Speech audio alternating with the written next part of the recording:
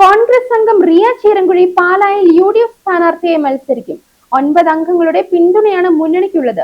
ഒറ്റക്കെട്ടായി തിരഞ്ഞെടുപ്പിനെ നേരിടുമെന്ന് പാലായിൽ നടന്ന വാർത്താ സമ്മേളനത്തിൽ ഫ്രാൻസിസ് ജോർജ് പറഞ്ഞു. ജനവിധി UDFന് അനുകൂലമായിരുന്നു. വിമത കൗൺസിലർമാർക്കെതിരെ നടപടി തുടരും. ആരെങ്കിലും അനുകൂല നിലപാട് എടുക്കുമോ എന്നറിയില്ല. പാർട്ടി വിപ്പ് ലംഘിച്ച എല്ലാവരുടെയും പേരിൽ നിയമ നടപടി ഉണ്ടാകുമെന്ന് നാട്ടകം സുരേഷ് പറഞ്ഞു. പാലാ നഗരസഭയിലെ ചെയർപേഴ്സൺ തെരഞ്ഞെടുപ്പിൽ ഐക്യ ജനാധിപത്യ മുന്നണിയുടെ സ്ഥാനാർത്ഥിയായി റിയ വിനോദ് ചീരാങ്കുഴി മത്സരിക്കും. റിയയുടെ സ്ഥാനാർത്ഥിത്വം പ്രഖ്യാപിക്കുകയാണ്. ഞങ്ങൾക്ക് 9 അംഗങ്ങളാണ് ഞങ്ങളോടൊപ്പം ഉള്ളത്. 9 അംഗങ്ങളും ഇവിടെ ഹാജരായിട്ടുണ്ട്.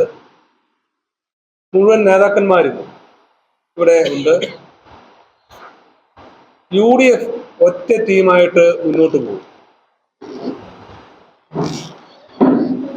UDFനെ തകർക്കാം എന്ന് ആരെങ്കിലും ധരിച്ചാൽ അത് തകരുകയില്ല എന്ന് ബോധ്യപ്പെടുത്തുന്ന നിലപാടാണ് UDF എടുത്തിട്ടുള്ളത്.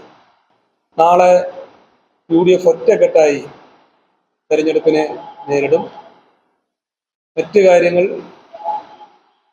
ഈ ഒരു അറിയിപ്പിന് വേണ്ടിയിട്ട് മാത്രമാണ് ഈ യോഗം വിളിച്ചിട്ടുള്ളത്.